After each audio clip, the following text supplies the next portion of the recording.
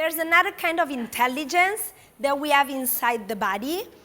The work for me is really a path, a way, a tool to get back to a wisdom that we already have. So if you see an animal moving, you don't really see a being that is thinking, okay, now I have to put my shoulders here, I have to check it out. You know, if you think about a jaguar running, you don't think, okay, no, I'm not perfect. You really think about something moved by something else. That it doesn't mean I become stupid and I just move with no awareness.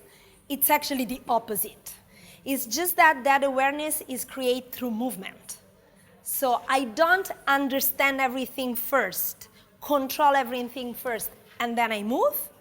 But I start moving in a safe, but not necessarily beautiful way.